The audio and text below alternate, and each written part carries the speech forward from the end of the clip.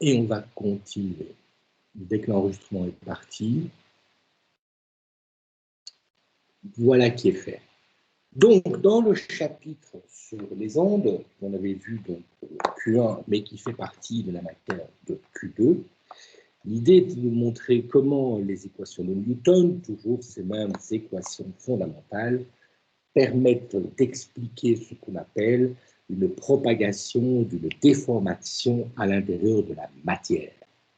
L'autre chose importante dans ce chapitre, c'est de montrer qu'il y a une équation fondamentale qui va apparaître, qui est une équation un peu complexe, puisqu'elle est une équation aux dérivées partielles du second degré, mais que cette équation permet de comprendre toute une série de phénomènes, et comme je le disais, le phénomène fondamentalement ondulatoire d'une propagation, comme je l'ai dit, d'une déformation à travers un milieu. La majorité des ondes, effectivement, se propagent dans les milieux matériels, liquides, solides et gaz, mais la lumière, qui est un phénomène électromagnétique, une onde électromagnétique qui se propage dans le vide, qui n'a pas besoin de support matériel pour se propager. Elle se propage aussi, bien entendu, dans la matière, mais elle se propage au vide, dans le vide, pardon, puisque la lumière du soleil nous parvient. Il y a donc là une propagation d'une onde particulière qui n'a pas besoin de matière pour se propager. Alors, au début de ce cours, eh bien, on avait démarré avec l'élément le plus simple, qui est un élément matériel à une seule dimension, qu'on appelle la corde. J'espère que vous voyez la dia. Et là, je vais aller évidemment un peu plus vite que lors de la présentation de cette matière. L'idée fondamentale était de diviser la corde en morceaux, de montrer son état stable, stationnaire, qui est la ligne horizontale, et on va déformer cette corde. Et donc la déformation, qui est une fonction y de l'endroit où on se trouve sur la corde, petit x, va dépendre du temps.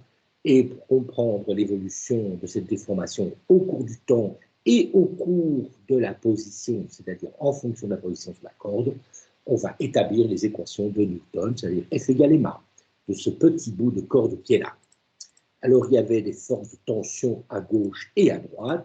Ces forces de tension peuvent se décomposer en fonction des angles et ainsi déterminer simplement l'équation du mouvement de la petite masse qui est là, qui dépend d'une masse par unité de longueur qu'on appelle mu, multipliée par dx, qui est la longueur du petit élément de corde, et il y aura une accélération dans la direction x, c'est-à-dire un mouvement longitudinal, et un mouvement transversal, c'est-à-dire une accélération dans la direction y.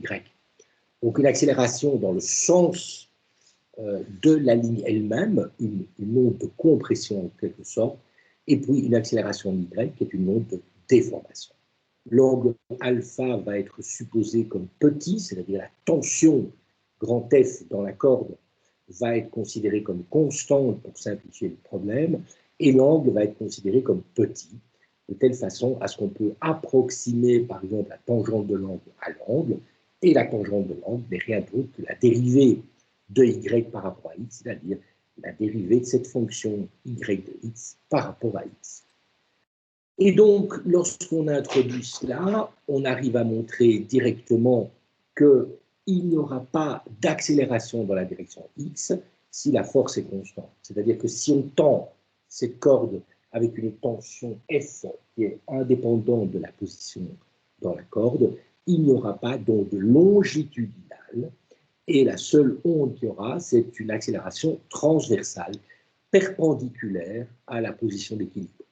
Et donc, on signalait qu'il y a deux types d'ondes, des ondes qu'on appelle transverses, comme la vibration de la corde, et des ondes longitudinales, et on verra que pour le son, la propagation du son dans l'air, dans un liquide et dans un solide, est une onde longitudinale. Évidemment, la nature est un peu plus complexe. La majorité des propagations ondulatoires se font évidemment dans les deux directions, mais ça ne change pas fondamentalement le problème. Par exemple, un tremblement de terre peut être aussi bien longitudinal que transversal, c'est-à-dire que la Terre peut se comprimer, se dilater et aussi se soulever. Et donc, on a les mêmes types d'équations, mais cette fois-ci en X et en Y. Ici, pour simplifier, dans le modèle de la corde idéale, on n'a qu'une seule accélération perpendiculaire à la position d'équilibre, qui est proportionnelle, qui est égale à la tension dans la corde divisée par la masse par unité de longueur, donc des kilogrammes par mètre, multipliée par la dérivée seconde, c'est-à-dire la concavité de la forme y de x. La fonction y de x a une dérivée seconde, et c'est cette dérivée seconde, c'est-à-dire la concavité vers le bas ou vers le haut, qui va déterminer l'accélération. Si la concavité est dirigée vers le bas, l'accélération est négative, la corde revient vers sa position d'équilibre, la dépasse. La concavité est maintenant, cette fois-ci, vers le haut. La force, l'accélération est positive et elle revient vers la position d'équilibre. Donc, on a un système de vibration transversale de la corde. L'accélération, c'est la masse multipliée par la dérivée, c'est la dérivée seconde, pardon, de la variation de y par rapport au temps. Et on a donc une équation d'onde qui est la dérivée seconde par rapport au temps de la déformation y est égale à une constante, qui est la tension divisée par la masse par unité de longueur, multipliée par la dérivée seconde de la corde, du profil de la corde par rapport à la position sur cette corde. Cette équation-là va se retrouver systématiquement dans toute la physique. Regardez, elle est différente de la diffusion. La diffusion, c'est la dérivée première par rapport au temps de la concentration qui est égale à une constante sur la dérivée seconde. Dans une onde, c'est la dérivée seconde par rapport au temps qui est égale à une constante multipliée par la dérivée seconde par rapport à la position. Pour comprendre cette équation, il faudrait la résoudre. C'est une équation de dérivée partielle. Elle est donc beaucoup plus compliquée à résoudre. C'est pour ça que je donne la solution générale. La solution générale de cette équation est n'importe quelle fonction f de x moins une constante fois le temps, comme x se mesure en mètres le temps en secondes, la constante qui est là se mesure en mètres par seconde, et donc elle a la même dimension qu'une vitesse, d'où le fait d'utiliser la lettre v pour indiquer le coefficient x moins v fois t pour indiquer son sens physique. On verra tout de suite qu'il s'agit bien de la propagation, de la vitesse de propagation de l'onde. Je peux montrer cela en dérivant une première fois, une seconde fois, une première fois par rapport à x, une première fois par rapport au temps, une seconde fois par rapport à x, une seconde fois par rapport au temps. J'arrive donc à montrer que cette solution est vraie si et seulement si v carré égale la tension de la corde F divisée par la masse par unité de longueur. Et donc, il y a deux solutions. V égale plus ou moins la racine carrée de la tension divisée par la masse par unité de longueur. Et donc, il y a deux solutions possibles, soit f de x moins vt, où f est une fonction quelconque, plus une autre solution, g de x plus vt. Pour comprendre qu'est-ce que c'est que x moins vt et x plus vt, eh bien, je fais un exemple. Je prends x égale 0, 1, 2, 3, 4, 5, 6, 7, c'est la position sur la corde, et je prends à l'instant t égale 0, la déformation de la corde. Donc, je dis qu'en x égale 0, il n'y a pas de déformation. Quand x égale 1, la déformation est de 1 cm. En 2, 2 cm. En 3, pas de déformation. En 4, pas de déformation, et ainsi de suite. Si je regarde à l'instant t égale 1 en prenant une vitesse 1, eh bien, je vois que ma fonction en x moins 1 est simplement le même résultat, mais décalé vers les x plus grands. Et donc, la déformation 1, 2, 0, 1, 2, 0, 0, 0 se décale petit à petit pour atteindre les x de plus en plus grands. La déformation ne change pas, elle se propage sur la corde. Et donc, une déformation quelconque que je donne à l'instant initial va se propager intégralement sur la corde. Ça, c'est la solution x moins vt. De même, si je donne une autre déformation, avec une déformation, avec une propagation en x plus vt, eh bien, la bosse qui est ici va se déplacer vers la gauche, alors que le zigzag qui est là va se déplacer vers la droite. Et donc, à chaque instant, eh bien, à un moment donné, les deux ondes se superposent, puisque les deux déformations s'ajoutent. Bien entendu, visuellement, vous voyez l'onde se propager, mais la déformation n'est que dans ce sens orthogonal à la position d'équilibre. Donc visuellement, la déformation se déplace à droite et à droite pour la bosse en zigzag et à gauche pour la bosse en forme de parabole inversée, mais c'est bien la déformation est perpendiculaire à la ligne d'équilibre. Évidemment, on peut calculer l'énergie totale, parce que c'est la somme de l'énergie cinétique, plus le travail de la tension, et on peut démontrer que l'énergie totale est simplement l'intégrale de l'énergie cinétique par unité de longueur, on connaît ici en demi de m par unité de longueur multi x, c'est le m, fois la vitesse au carré, plus ici le travail de la force, qu'on peut vous démontrer être simplement un demi de f fois dx multiplié par la dérivée de y par 3x au carré. Une onde particulièrement intéressante est ce qu'on appelle une onde périodique. Comme fonction f, je prends un sinus ou un cosinus, ça n'a pas d'importance, puisque le sinus est périodique et surtout, le sinus est borné entre 1 et moins 1. Donc en multipliant par a, ma déformation y ne peut aller que de plus a à moins a.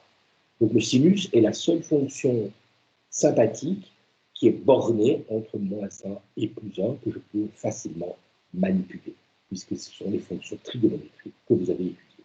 Je prends une fonction de x moins vt, mais x moins vt a qu'une unité des mètres. Le sinus ne peut pas agir sur un objet qui a des unités, donc je dois diviser les mètres par les mètres. J'introduis donc 2π, puisque la fonction est périodique de pi, par 2π, sinus de 2π plus a, mais rien d'autre que le sinus de a. Donc j'introduis 2π divisé par des mètres, multiplié par des mètres, donc ceci n'a peu d'unité, et donc je peux prendre le sinus de cette quantité. Donc voilà la solution générale, a fois le sinus de x moins vt fois 2π sur lambda. Lambda a les unités de mètres comme la position moins x moins vt. Et lambda va nous donner évidemment la périodicité dans la distance x, puisqu'un sinus est périodique. Lambda s'appelle la longueur d'onde. Je peux évidemment faire rentrer le lambda à l'intérieur, ce qui va me permettre d'écrire encore une fois la vitesse divisée par le lambda. Ça va me donner 1 sur les temps. Rappelez-vous, mètres par seconde divisé par les mètres. Ça reste bien les secondes au dénominateur. Je peux encore réécrire cette expression en visualisant deux périodicités. Une périodicité sur la position x qui est la longueur d'onde et une périodicité dans le temps qui s'appellera évidemment la période. Donc cette fonction sinusoïdale est doublement périodique, c'est non périodique. Elle est périodique dans la position, la forme sur la corde, quand vous faites une photo, c'est-à-dire un instant t donné, sera périodique en x. Et lorsque vous examinez en un x donné, donc en un point précis de la corde, elle sera périodique dans le temps, et la corde va évoluer de façon périodique en un point, perpendiculairement à la position d'équilibre. Taux, comme je l'ai dit, s'appelle la période, et la relation entre la période et la vitesse de l'onde v, qui elle est déterminée par la racine carrée, rappelez-vous, de la tension sur la masse par le longueur, la vitesse fois la période n'est rien d'autre que la longueur, par définition. L'inverse de la période s'appelle la fréquence, c'est-à-dire le nombre de fois que l'onde revient au même état par seconde, et donc on a une expression classique qui est lambda fois la fréquence égale la vitesse. Tout cela ne résulte simplement que de la définition de la fonction en x moins vt divisée par lambda, qui est nécessaire pour pouvoir avoir ici un argument sans dimension. Lambda, comme j'ai multiplié par 2, permet de déterminer immédiatement la périodicité en x. X plus lambda redonne le même y. Je peux encore enlever tous les deux pi et oublier 1 sur lambda et 1 sur 2 et écrire simplement sinus de kx moins oméga 2. Donc toutes ces expressions sont tout à fait identiques. Le k, qui est donc 2pi sur lambda, s'appellera le nombre d'ondes et oméga, qui est 2pi sur la période, s'appellera la pulsation. C'est simplement une terminologie, ce n'est pas fondamental. Vous choisissez l'expression qui vous sied le plus en fonction du problème qui est traité. Je peux calculer l'énergie dans ces ondes, et c'est simplement, l'onde sera proportionnelle à 1/2 de la masse par unité de longueur, l'amplitude au carré, la pulsation au carré et la longueur de la corde. Donc, si vous doublez l'amplitude, vous quadruplez l'énergie. Si vous doublez la pulsation, c'est doubler la fréquence, vous quadruplez l'énergie. C'est la déformation qui se propage, cette propagation a de l'énergie et aussi une quantité de mouvement et un moment cinétique, puisque chaque masse qui est là a une quantité de mouvement, avec Newton, m fois v, et a aussi un moment angulaire si le système est en rotation. On peut se poser la question de qu'est-ce qui se passe si je fixe un point à une distance L qui est nulle. Et j'impose qu'il n'y ait pas de déplacement à la fin de l'objet. Donc l'onde qui est là, toujours sur la corde, je fixe la corde à un bout. Eh bien, je dois obligatoirement avoir que la déformation au bout de la corde en L à tout instant doit être nulle. Je montre que c'est tout à fait possible si pour G, la fonction G qui est là, je choisis f de 2L, la même fonction, mais en 2L moins x moins dt. Ce qui permet de montrer en fait qu'il y a réflexion, l'onde qui va frapper ici à l'instant t égale 0, au point x égale L, va revenir en arrière en se réfléchissant, c'est-à-dire en inversant son profil. Le profil qui est celui-ci est bien le symétrique au bas du profil qui était parti. Toute onde qui vient frapper un obstacle qui oblige l'immobilité de cette onde sur l'obstacle va se réfléchir en ayant une amplitude inversée en fait, par rapport à l'amplitude initiale. Je peux me poser la question de l'instrument de musique, à savoir ma corde est fixée aux deux bouts. Non seulement x égale L, qui est au bout de la corde, mais supposons que je la fixe en x égale 0 aussi. C'est-à-dire que je prends une corde comme le violon, comme la guitare, comme le piano, comme la harpe. La corde reste immobile au début et à la fin de cette corde. Est-ce qu'il y a moyen de trouver une solution à l'équation? Ça, c'était la solution fixe en L. Qu'est-ce qui se passe en x égale 0? Alors, en x égale 0, j'ai cette condition. Puisque je mets x égale 0, voilà, j'ai donc f de moins dt, moins f de 2L moins dt doit faire 0. Et ça pour tout instant t. Je peux réécrire cette équation en appelant moins Vt égale xi, et j'obtiens une équation du genre, c'est possible, mais il faut que f de xi plus 2L doit être égal à f de xi. C'est-à-dire mon f, je ne peux pas le choisir n'importe comment, je dois choisir une fonction qui est périodique de période dans l'espace de 2L, de 2 fois la longueur de la corde.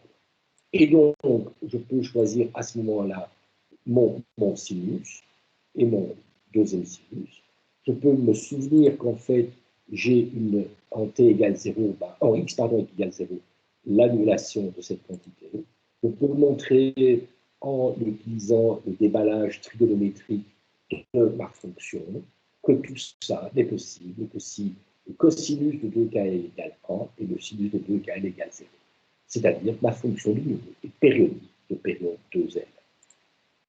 Ce qui va m'imposer le fait que le nombre d'ondes doit être un nombre entier de pi divisé par la longueur de la corde. Ce qui revient au même que de dire la longueur d'onde est 2L sur N, ou plus simplement que la fréquence d'oscillation de ma corde n'est plus quelconque, ce qui était le cas lorsque je choisissais une onde périodique. La fréquence doit être égale à la vitesse divisée par 2 fois la longueur de la corde, multipliée par un nombre entier N, qui vaut 1, 2, 3, 4, etc. C'est-à-dire que la vibration d'une corde qui serait attachée aux deux bouts, au début et à la fin, ne peut se faire qu'à certaines fréquences qui sont des multiples entières d'une fréquence fondamentale qui est V sur 2L. Une fois cette fréquence, deux fois cette fréquence, trois fois cette fréquence. C'est pour ça que la première fréquence, quand n égale 1, qui vaut donc la vitesse de l'onde divisée par 2L, s'appelle la fréquence fondamentale de vibration de cette corde, et tous les multiples, 2 fois ça, 3 fois ça, 4 fois ça, s'appellent les harmoniques de vibration de cette corde. Je peux aussi le montrer en me souvenant de Simpson. Je peux rajouter et multiplier le système. Quand j'ai la différence de deux sinus, je peux la transformer en un produit d'un sinus de la demi-somme, de la demi-différence par un cosinus de la demi-somme. Pour montrer effectivement, bien voilà qu'une somme de deux sinus, ou plus exactement une différence de deux sinus, se transforme en un produit, et que par conséquent, quand je mets x égale 0, le sinus fait toujours 0, et quand x égale L, le sinus fait toujours 0, comme il est multiplié par quelque chose, ma fonction y est donc toujours nulle en x égale 0 et en x égale L. Je peux représenter qu'est-ce qui se passe quand n égale 1, n égale 2, n égale 3. Il apparaît dans la vibration des points immobiles, évidemment les deux qui ont été fixés en x égale 0 et x égale L, mais quand n égale 1, il y a un troisième point immobile qui apparaît au milieu. Quand n égale 3, il y a deux points immobiles qui apparaissent chaque fois à un tiers de la distance. Les points immobiles s'appellent des nœuds, et les points où l'amplitude est la plus grande s'appellent des ventres de vibration. Ce qui permet effectivement de comprendre, ou en tout cas d'essayer de démarrer la compréhension de la division des sons par les êtres humains, ce qu'on appelle de la musique, c'est-à-dire comment on peut diviser les intervalles entre les différentes harmoniques, parce que du point de vue physiologique, l'oreille humaine ne se comporte pas de façon linéaire aussi simple. On avait vu, lorsqu'on a abordé le chapitre sur le son, qu'on a une sensibilité plutôt liée au logarithme, c'est-à-dire qu'il faut multiplier par 2, par 4, par 8, par 16, par 32, pour avoir une même sensation auditive.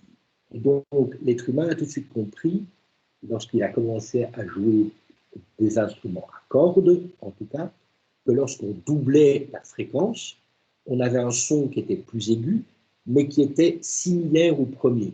C'est-à-dire lorsqu'on part d'une fréquence comme par exemple le La à 440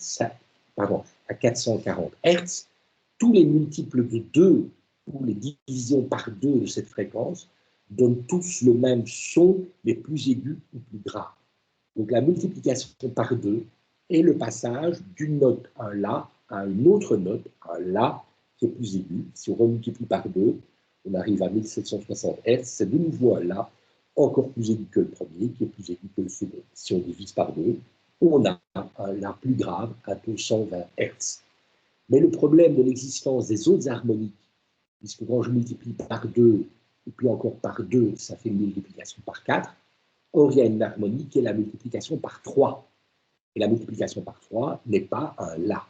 Et donc, c'est toute cette complexité d'existence d'harmonique, de vibration de cordes, et le fait que l'oreille a une perception plutôt en exponentielle, en multiplication par 2 systématique, qui fait que les êtres humains ont divisé la distance entre une note et le double de cette note en un certain nombre d'intervalles. Et donc, la note et le double de la note s'appelle l'octave, parce qu'on a décidé de diviser, et ça c'est culturel, c'est arbitraire, l'intervalle entre une note et son octave, c'est-à-dire le double de la fréquence, en un certain nombre d'intervalles. Par exemple, la fréquence triple du 440 Hz, qui est la troisième harmonique, elle est à 1320 Hz, et eh bien, on va définir cette note, vous allez voir, les musiciens appellent ça la quinte, on va définir ce Mi qui est un peu loin ici à 1320, on va diviser par 2 pour la mettre entre 440 et 480, et ainsi de suite. Et il y a tous des textes extrêmement riches sur la division de l'intervalle musical entre la note et son double. Et aujourd'hui, on utilise ce qu'on appelle le tempérament égal. On a des intervalles réguliers pour passer de la note 1 à la note 2 fois cette fréquence, par multiplication successive de 2 à la puissance 1/12, qui est tout à fait régulier, qui en 12 étapes passe de la note à son double, c'est-à-dire à son octave. Et cette division, bien, ce sont les notes que vous connaissez sur le piano, Do, Do dièse, Ré, Ré dièse, Mi, Fa, Fa dièse, Sol, Sol dièse, etc.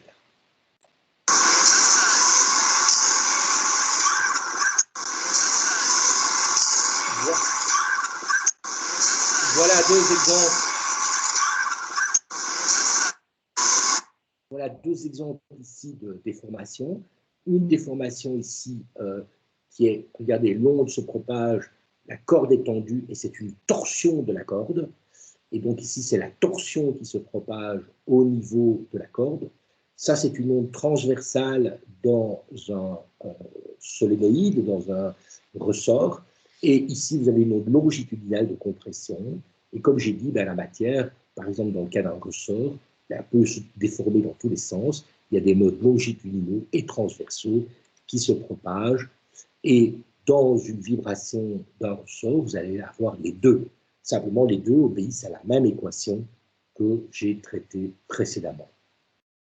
Ceci termine ce chapitre sur l'introduction de l'équation d'onde que l'on va utiliser demain pour réintroduire et rappeler la notion du son, avec évidemment une description de l'oreille interne, de la détection du son et la définition de l'échelle qu'on appelle le décibel, avec un effet important puisque si vous regardez vos examens, eh bien, il y a systématiquement des questions dessus, avec un effet important qui s'appelle l'effet Doppler, puisqu'il est utilisé en médecine dans toute une série d'appareillages qui permettent de déterminer la vitesse d'écoulement, la vitesse de déplacement de certains objets, et entre autres, par exemple, la vitesse de déplacement du sang à l'intérieur des vaisseaux sanguins, ou la vitesse de déplacement des valves à l'intérieur du cœur, ce qui permet de déterminer effectivement le bon fonctionnement de cela. De même, le son, lorsqu'on arrivera aux ultrasons, eh bien, a permis de faire de l'imagerie, ce qu'on appelle l'échographie, qui permet d'avoir de l'imagerie, par exemple, du fœtus. De même, les ultrasons, qui permettent de mettre en vibration de la matière et donc de pouvoir, par exemple, détruire la matière parce qu'on la met en vibration avec une amplitude élevée, est utilisé en ophtalmologie. Lorsqu'on veut faire des opérations de la cataracte, eh bien, on va détruire le cristallin en utilisant des ultrasons. Est-ce que vous avez des questions par rapport à cette notion de révision sur les ondes? Regardez bien vos examens et les questions qui sont posées. Eh bien, c'est souvent et essentiellement des questions posées sur l'effet Doppler, puisqu'on peut alors faire des problèmes intéressants sur le sujet, tandis qu'ici, c'est une révision générale du cours que j'avais donné avant Noël. Est-ce que vous avez des questions? S'il n'y a pas de questions, on arrêtera le film, je posterai le film. Oui, dis-moi. Est-ce que vous posterez sur l'UV des exemples d'examens antérieurs des années précédentes? Tous les examens sont sur l'UV1. Ok. Si tu vas Du Q2 voir. aussi. Oui, quand tous les examens sont postés. Alors, chez les vétérinaires, j'ai réussi à mettre ça dans un dossier. Hein, donc, il y a un dossier qui est que examen. Dès que vous avez le nom de l'examen commence par juin ou août, ce sont des examens qui contiennent Q1 et Q2. Ok, d'accord. Tandis que si c'est janvier, il n'y a que Q1, bien sûr. Comme ça, Bien il y a sûr. double révision possible. Ça marche. Merci beaucoup. Pas de souci. Voilà, s'il n'y a pas de questions, on se retrouve demain à 15 h pour travailler donc le son. Et puis après, on va commencer les révisions des examens, puisqu'on a terminé normalement l'ensemble des révisions de la matière. Et dans les examens, on traitera essentiellement les questions d'examen. Mais bien entendu, si vous avez des questions différentes, il n'y a pas de souci. Vous me les envoyez ou vous me les communiquez et on en parle. Voilà, bonne fin d'après-midi et à demain à 15 h.